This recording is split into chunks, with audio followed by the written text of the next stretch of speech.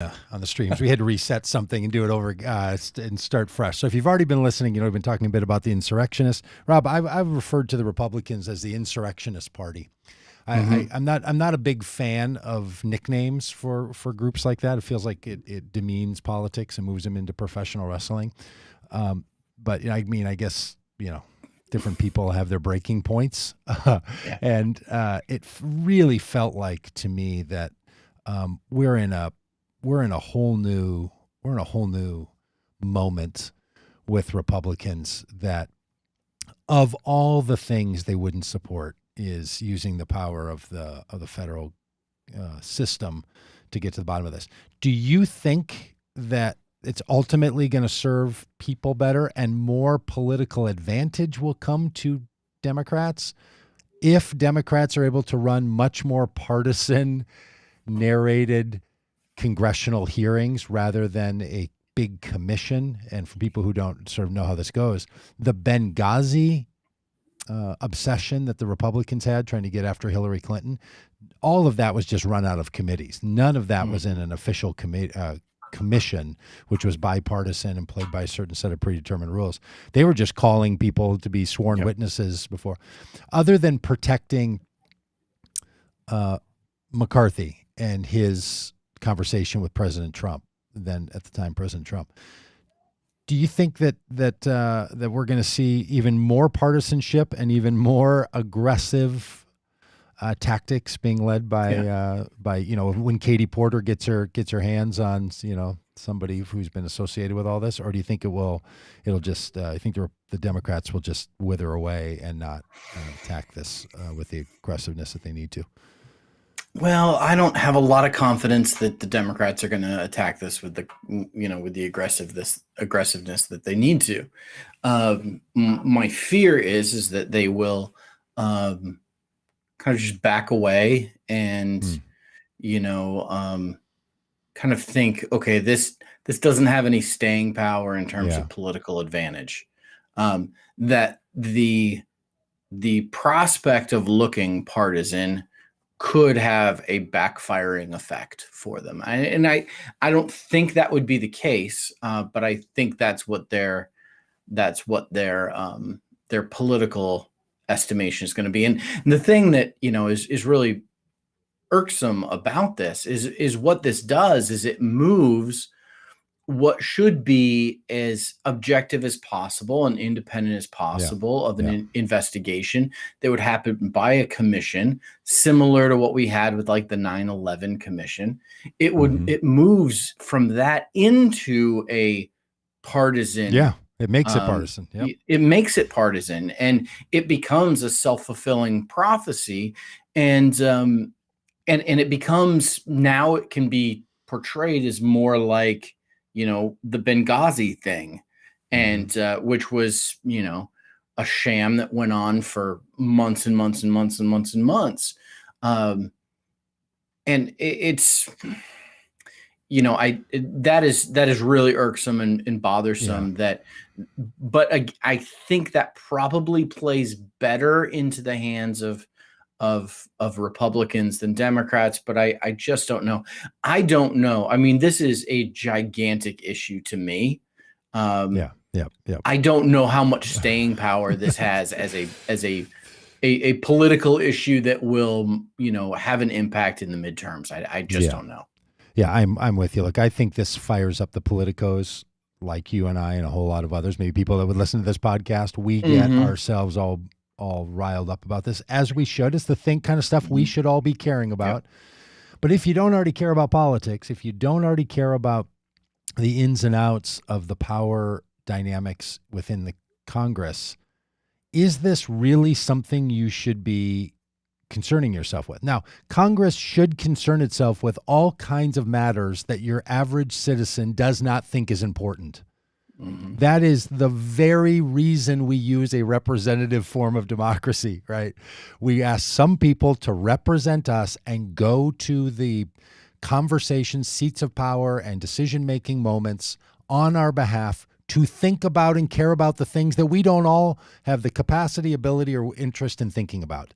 That's why we do a use a representative form of democracy as opposed to just a standard democracy and vote on everything. This is the whole purpose. So when I hear people, I'm not saying you're saying this, when I hear the politicians say, boy, when I go home to my my district, I don't hear anybody asking me about this. That's what leadership is, for the love. Like, that's what you do, is you say, there was something that happened. We're going to get to the bottom of it because that's on my to-do list. You have things in your life to figure out and to care for that I'm going to stay out of. And you don't need your congressperson being up in every single decision going on in your work life. But this is my work life. It's to figure out what happened at my place of work, what happened in our democracy, what happened with this election, what happened with this insurrection. This is what we're supposed to do. So the idea that Congress people are moving around all the time saying, I just don't think this is where the American people are. That if politicians won't handle it, and we know that many people in the general population aren't necessarily on their own going to find it to be all that interesting. Wouldn't it be intriguing if activists, if opinionators, if people trying to generate a little bit of interest in something that we know matters, that we're the ones that are paying attention to this. So this again is, and I know I harp on this a lot on this podcast and other times when you and I are milling around the country, that one of the things I think we're supposed to do consistently in our political conversation is to inform one another about how the government works and is supposed to work, and not just sort of give in to whatever machinations we have rolling around in our heads about what we think is the most expedient moment for a political conversation. Yeah. And that's, a great transition, Doug, into, a reminder of the conversation that we had a couple of weeks ago about the filibuster and the role that the filibuster plays in the United States Senate, and how, it's not the Hollywood version, Mr. Smith goes to Washington, give a long speech that, that the sacrifice and the passion changes people's minds and you win them over as a result, as you fall over from exhaustion and dehydration. It's not that at all. It's sending an email. Is that what that movie, Mr. So-and-so goes to Washington? Is that what happened? I've never seen the movie. Yeah. You've never seen Mr. Smith Goes to Washington? Yeah. No, Jimmy Stewart filibusters some bill. I don't remember what it's about. And he gives a speech and, he reads the dictionary and he speaks for hours and hours and hours until he finally collapses, and his courage and his passion wins over, those, and the bill that he opposes fails. That's what at least that's how I remember it. By that, Jimmy Stewart. It's not. I might not remember correctly, but that seems to be what is in my mind. But it's not that way at all. No. It is this really cowardly, doesn't take any political chutzpah at all to send an email and say, I'm gonna filibuster this. And it's not a filibuster of the actual voting on the actual bill. It's a filibuster of what's called cloture, where they are closing the debate on something, and you have to have 60 votes to close the debate, to end the debate, so that the bill itself can be moved into a position where it can be voted on. So it's procedural, as we learned from our Kill Switch author guest. Yes, completely procedural. And that is what happened with this creation of a January 6th commission. Because there was bipartisan support, it had 55 or 56, I don't remember what the final vote count was, members of Congress, of the United States Senate, voting in favor of this, including a number of Republicans. It had a majority voting to end the debate on this, so that the bill could then move to the floor of the Senate to be voted on.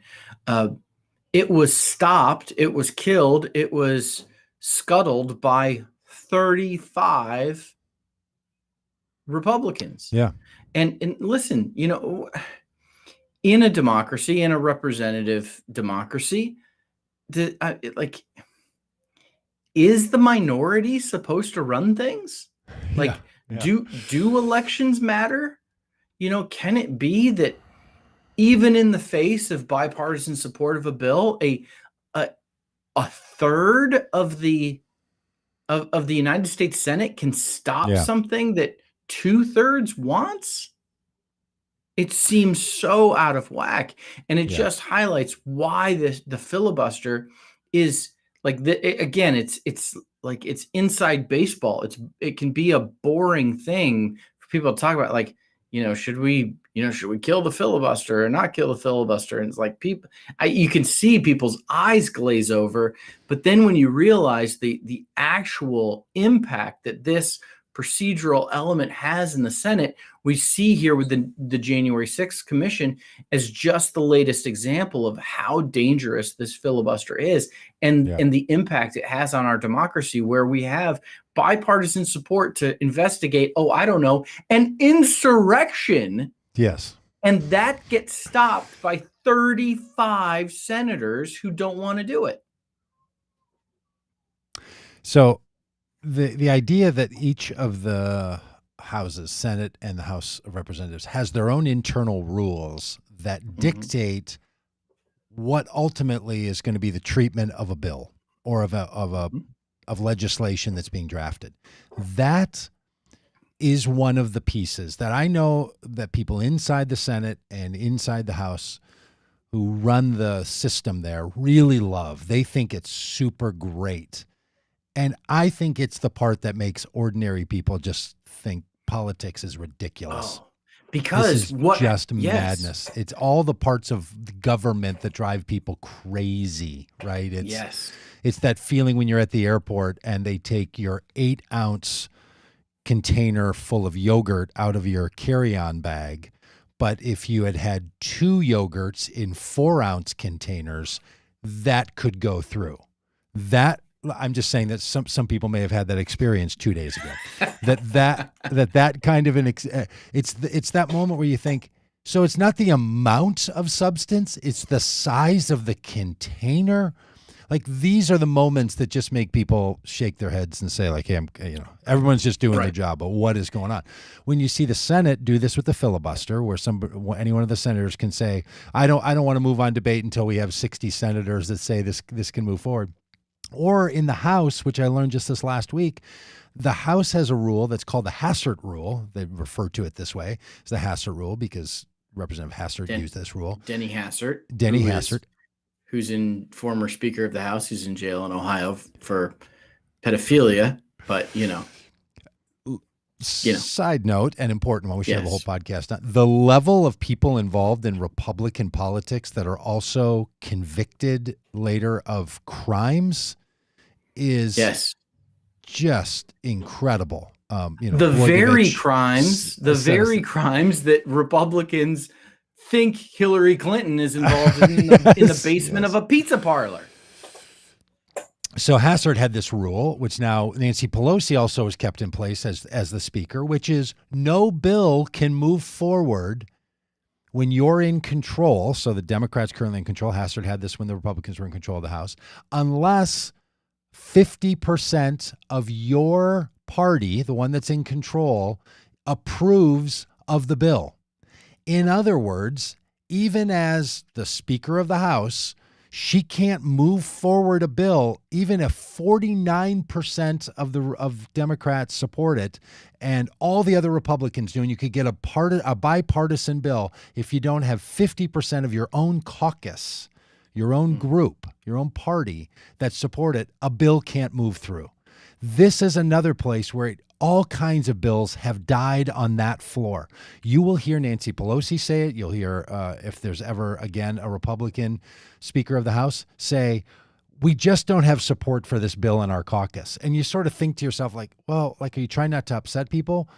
It's not just not wanting to upset people. We don't have support, like people aren't really for it. It's we literally have a procedure that says you can't carry 8 ounces of yogurt in one container. Sorry, we're going to throw it away. A perfectly good blueberry yogurt, gone. Perfectly good bills just get lost because you can't seek partisanship. You can't seek bipartisanship because these rules exist. So whether it's you have to have 50% in your own party to move something forward, this is what happened to immigration, this is what's happened to voting rights bills, this is what's happened to gun bills. That's why they die. And the Senate just has a different version of it, which is this filibuster. That's how they treat, and they have a whole lot of other procedural things that they would use. And this procedural manipulation, which I know you want to talk about Texas, and we should, is what we really have to be considering when we talk about some kind of political reform. So as we say around here, look, can the common good overcome the kind of obstructionist politics that I think the Republicans have been utilizing for the last 20 years in just an incredibly harmful way to this country? But ultimately, so do the Democrats if they continue to use these kinds of systems and they continue to use these rules of their own operation that are just internal rules to keeping members of the House or members of the Senate happy, which is, it seems to me, is not the point. Yep. Yeah. And we layer on top of this, one of the other things that happens is people might not realize when a bill goes through the House and a bill goes through the Senate, it's not necessarily the same bill. Different amendments get added, different language. The language gets changed, and the House often will approve a bill and the Senate will approve a bill, and then it has to go into what's called reconciliation, where the two bills are combined, reconciled with one another. And what often happens in that is the reconciliation process. What comes out of that is a bill that is completely different than what, there's stuff, depending on who the members of the Reconciliation Committee are on that particular bill, which include folks from the House and from the Senate to kind of hammer it out. And then there's kind of a final vote that happens in both the House and the Senate on the reconciled bill.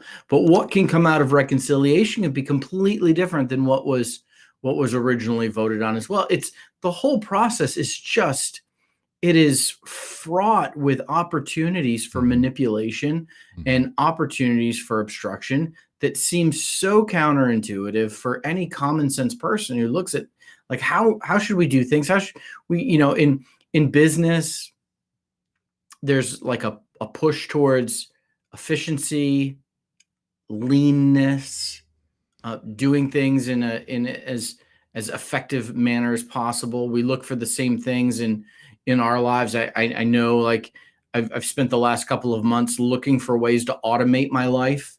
And so now just because, like, I realized the grocery store that we go to stopped carrying our dog food, at least not consistently. And so I would spend what felt like hours every couple of weeks trying to find our dog food. And finally, I just got online and set up a subscription to have it delivered to our house, because I'm looking at my life going, I don't want to keep doing this. This is a dumb way to do this. I'm gonna try to be more efficient. It seems like our government, it like tries to find the least efficient ways to do things and keeps on doing it that way. And it is just, it's infuriating. Yeah. It's the broken part of the system, right? And every system has broken parts. Sure. The people that are doing the greatest things in the world, of course, it's no one's looking for sheer perfection. But on these issues, like the insurrectionist attack on the country, on the Capitol, that can't move through because of this. This is where it's a problem. That we don't have comprehensive immigration reform. Curious phrase. Is because of this. Because we don't have gun legislation that keeps people safe is because of this. So many of the issues that the public is supportive of, and even the majority of politicians, it's these systems that are seemingly serving someone somewhere. And when someone like the senator from West Virginia, Joe Manchin, says things like, well, I don't want to blow up, our entire government over this. The idea that people believe that the machinations of the Senate or of the House is where this comes from. That's what we just have to keep reminding ourselves. That's not what makes this government the government, right? Yep. The process by which a bill becomes a bill is so much more convoluted that you can think of that poor person running for president who says, well, actually, I was for that bill before I was against it. And what they mean is I was for it when it came out of our committee, and then after reconciliation, things got added or taken away, and then I was against it. But we have a particular not former president, because he was trying to explain where he was. I think it was maybe on guns or something, when said I was for the bill before I was against it. People are like, okay, that's awesome. They literally don't know that this is how that goes. Yeah. All right. So that's a completely understandable position, to be for something before you're against it. No, if you understand how the system works. Yeah. So even as we are deriding the way the system works in Washington D.C. and saying how frustrating it is that the majority, the clear and overwhelming majority in the Senate cannot pass a bill because a minority is via the filibuster holding that hostage, and so we don't have the January 6th commission as a result of that. At that very moment, while we are deriding the Republicans who are doing this kind of obstruction, many of us at the very same moment are celebrating the Democrats in Texas, in Austin, who are obstructing a bill's passage by refusing to show up for work so that a quorum cannot be reached. Now, the bill that they are using this tactic with is a bill related to voter suppression.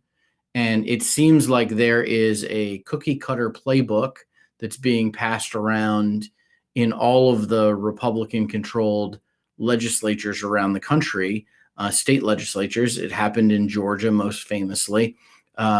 It's happened here in Arkansas. It's happening in Texas. It's happening in other states. I think Tennessee, Florida. A number of other states, that there are these voter suppression bills that are being enacted because Republicans know that they don't have the majority of votes. Like, you just look at party registration, you look at people's political affiliation, their political leanings, they know they're in the minority. And so, like, to make sure that they don't lose elections, you've got to make it more difficult for your opponents to vote. And so these voter suppression bills are designed to help protect the Republican control of these states, even if they're not the majority in those states, because they make it more difficult for people to vote, and particularly marginalized communities of color, and those are kind of being targeted through these bills. So one of these bills is making its way through the legislature in Texas, and to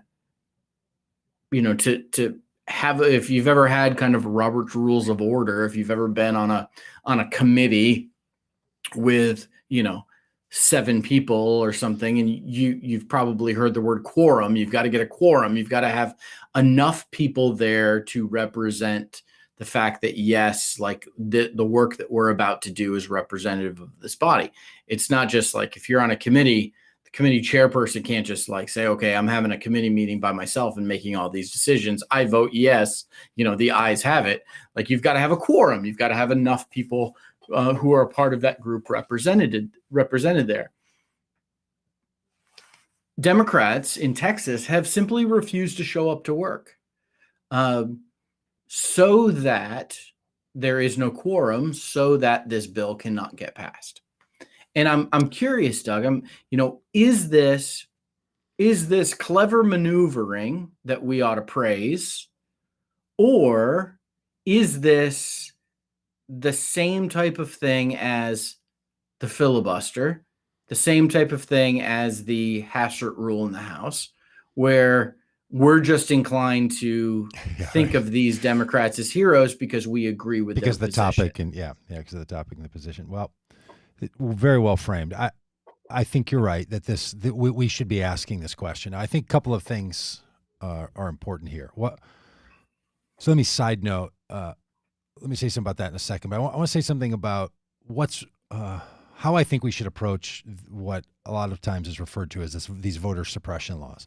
Yeah. I think we need to call out very clearly what the argument is here. And the argument that's been going on in our country for a very long time is, when it comes to voting, is our primary concern getting as many people to vote as possible, or is it to make sure that when people vote, the right people are voting?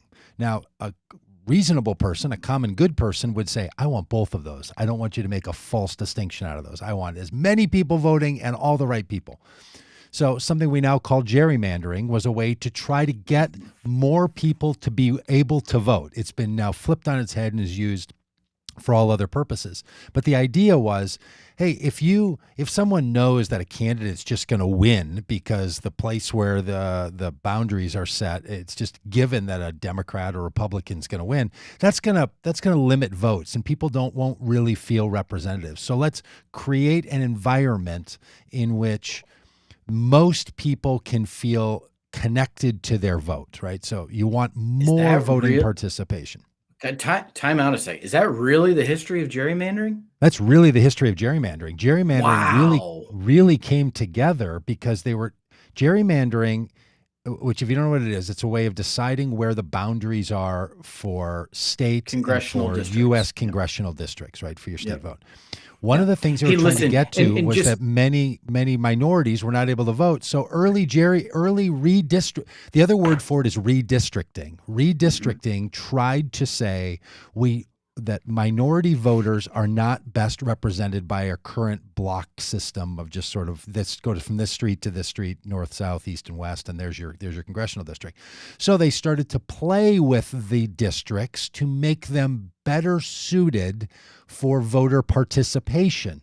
That then was utilized by somebody named Jerry, who started to create these districts in a way that didn't seem like it was trying to get more voters. It was trying to repress voters. So then it was flipped on its head and used the other way. And people said, now it looks like a salamander, but this Jerry guy did it, so they call it gerrymander, and they call it gerrymandering because now the districts just didn't make any sense. It was part of the same effort that was going on when school redistricting, busing, and the idea that you can't just simply have districts for school or for politics be built just simply around location without some sensitivity to who are the people that live in those places. So that was the idea, that was the drive behind having redistricting that then is now often referred to as it's overly manipulated to keep people out rather than let people in. Yeah. Wait, I think you were interrupting. Yeah, I was just a little side note. And this is just a little political pet peeve. Folks, don't talk about gerrymandering in Senate races. Yeah, or for the president. Like, we have Donald Trump because of gerrymandering. Nope. You don't have a senator that way either. That's just not. Yeah. It only has to do with the House of Representatives, which, and help your friends to know state races too. Because many friends, yeah, that's right. Because many friends of mine, they don't even know how many people represent them between the state, the Senate, or the state and the federal levels. So a lot of education has to go on. So this big debate, this big argument of should it be easier for people to vote, or should we make sure that the right people are being encouraged to vote and only the right people? These two conflicts. Republicans have been saying for a very long time, it's too easy to vote in America. This is the question you have to ask your friends who support Republican policies and Republican candidates. Do you believe it's too easy, too hard, or about right? I think we should ask every politician this question when you have a chance. I think you should write them an email and do it, or give them a phone call, or write it on their public social spaces. I think anytime you're around someone, you should give them the Goldilocks question. Too hard, too soft, just right. Is it too easy to vote? Too hard to vote? Just right to vote? That question is fundamental. Republicans say it's too easy for people who shouldn't be voting to vote. Democrats tend to say it's too hard for certain communities who want to vote to vote. That's the argument. So if we could have that argument and make these bills answer that question, and then the related question is our voting system safe? Are the right people vote? Are the wrong people? The question should be: is our voting system safe? Are the wrong people voting? Because if you think that Russians are changing the votes, which many of my friends who watched Donald Trump get elected in 2016 till this day still believe that Russians got into the database system and changed votes. So cybersecurity is crucial to make sure that vote is has integrity. And other people are like, no, a bunch of dead people are voting, or people are voting on behalf of others, or they're stealing absentee ballots and filling them out. And that's what's happening. So that's a separate question, right? So first you ask the question, is it too easy, too hard, just about right? And then do you think we have a lot of fraud going on in the election? If you could ask those questions and then make these bills respond to this, then you could simply not have to claim is it voter suppression or is it voter security? You can ask two distinct questions. And Republicans in Texas have said, we want to make it harder for people to vote. We believe that what we saw in 2020, I don't think I'm overstating their case here. This is what they're saying. This is what the Heritage Foundation, who put together all of these bills that are now being passed and bragged about it in a public meeting, bragged about the fact they're writing up the bills and they're sending them to all these state legislatures, whether there's Republicans in charge or not, they're sending them to all of them and saying to Republicans, start trying to push these bills through. So this is one of the way bills get written. They get written by advocacy groups and by lobbying groups. They're saying it's too easy to vote. And because we made it during the pandemic too easy to vote, that started to influence voting integrity. And we have to stop making it so easy for people to vote, because that means Republicans will never win again. This is something Donald Trump literally said out loud.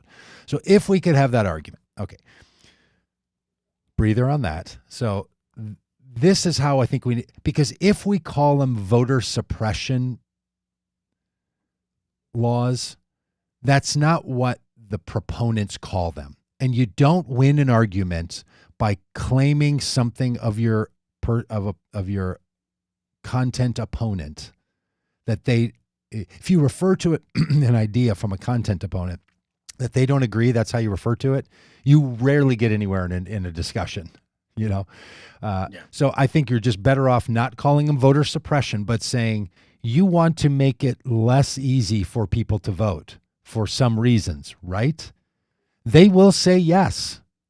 They really will. They don't think they're suppressing votes. They think you have, again, back to my airport experience. Remember in the old days, Rob, before September 11th, 2001, when you could just literally walk to a gate at an airport? Yeah. Easy as can be to get to the gate.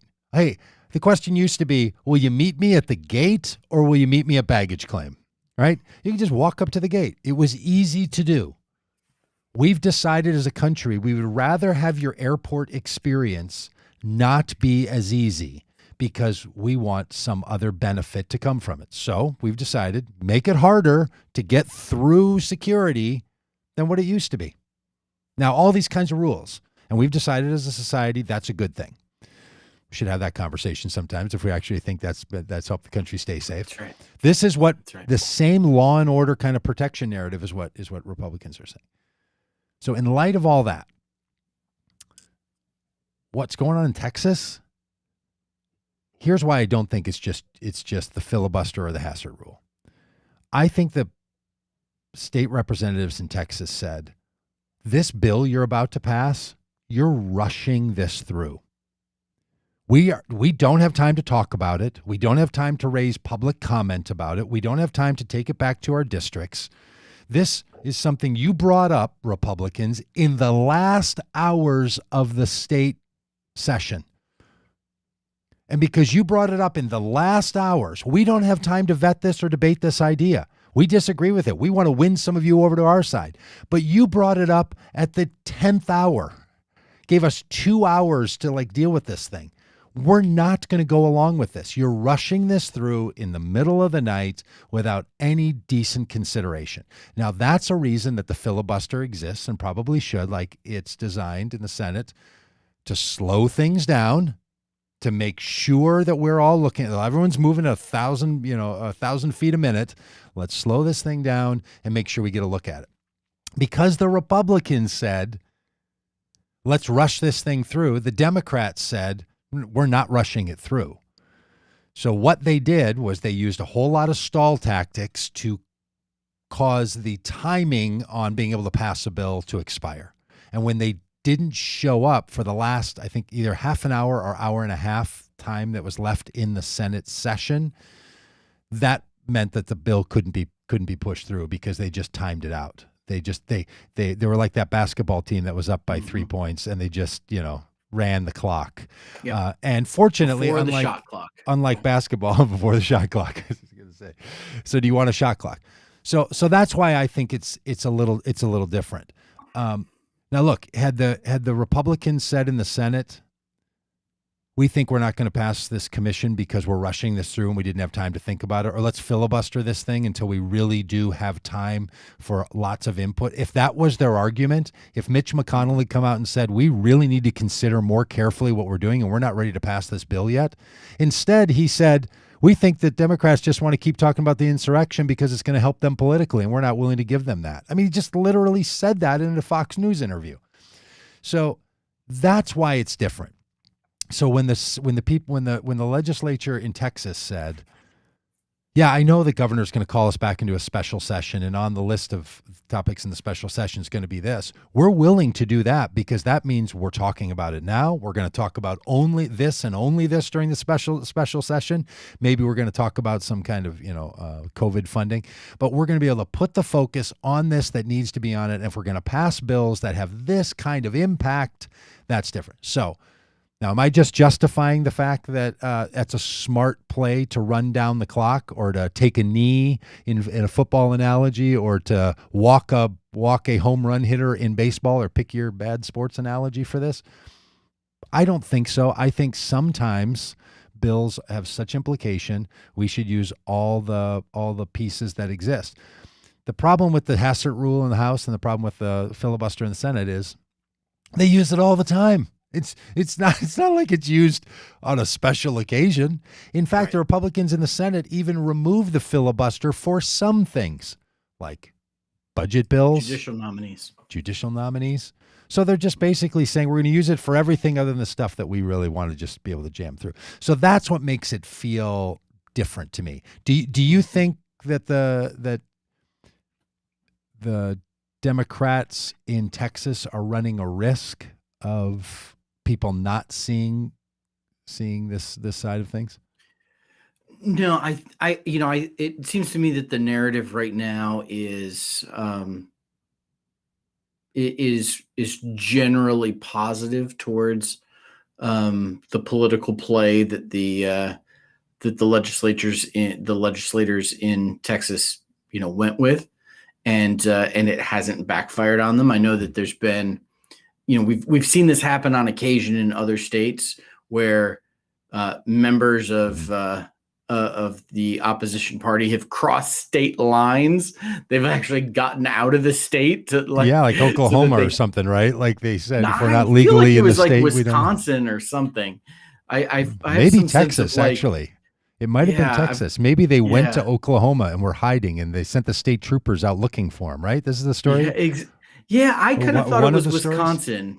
Yeah, okay. But I have some sense of trying to stall stuff with Scott Walker when he was governor of Wisconsin, but okay. I don't know. Maybe that's it. Yeah, that's it. But I think you're absolutely right that when it's rare, it can have that kind of impact when the filibuster and the Hassert rule are so tremendously common. It also. And this kind of goes to the, I think Joe Biden has said that he would be in favor of returning to the talking filibuster as opposed to the email filibuster that we have now, that there is some political theater to it that makes it, that actually can capture the public's attention, that in the same way that the talking filibuster would. That if you're going to filibuster it, like, come on, get out there on the floor of the Senate and talk for as long as you can. Yeah. And so I think that I just think it's important for us to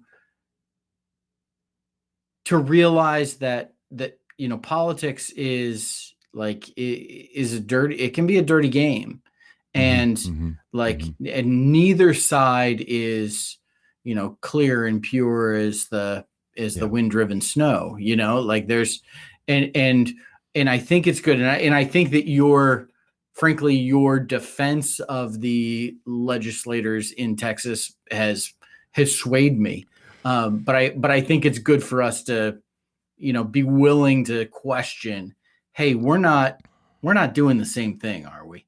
We're not, right. Just using procedure to win stall something out that the democratic process should make a responsibility.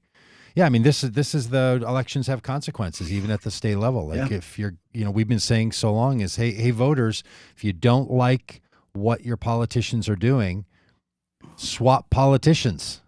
Like just get new ones. That's the best way to do this. Think of your politicians more like perishable fruit in your kitchen rather than, long lasting. Like if the banana ain't no good anymore, get rid of the banana, just go get another one. Change out the people who are doing this stuff. That's our best bet. I think it's the best way we can move forward. And look, most people, again, they can't care about everything that goes on, but a few things should come to the surface, and this certainly is one of those. Hey, and then somebody asked in the chat, what about the people the Republicans who are taking the stance of like, let's have an armed insurrection? The influenced by former disgraced and felon admitting General Mike Flynn and Marjorie Taylor Greene and Matt Gaetz and these other people that are talking about, armed insurrection stuff. That kind of super fringy 20% of maybe 30% of the Republican parties says, yeah, I'm with that. That stuff is so dangerous because that's what led to the insurrection. But, Matt Gaetz, who's going to soon be removed from office, I'm guessing, like the other Republicans that in recent years that also supported Trump, thinking about Duncan from Texas or from California and others that, have just been involved in criminality. They're going to be caught. He's going to be caught for what he's done. He's going to be removed from public office. Marjorie Taylor Greene has been removed from committees. She doesn't have a lot of influence. She's a cultural icon. She certainly moves a lot of opinion, but these are not people that actually have power inside the government currently. So I think they're of more interest and less consequence. Do you think similarly or differently about these people? Yeah, I think you're right. I think the consequence that they have is their ability to galvanize supporters. And the more I think maybe producer Dan and I had this conversation while you were away, Doug, but the thing that politicians want more than anything is enthusiasm in their followers, in their voters. They want enthusiasm because that leads to people actually showing up to vote.